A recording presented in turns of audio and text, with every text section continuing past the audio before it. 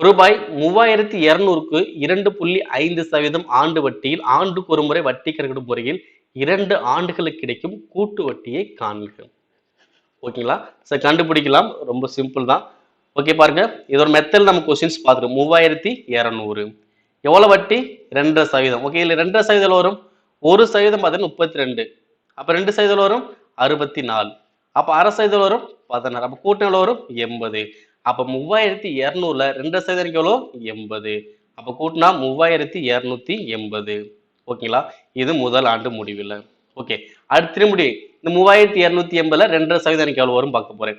ஓகேங்களா? அப்ப 1% எனக்கு எவ்வளோ 32.80. 1/2% எனக்கு எவ்வளவு வரும் 16.40.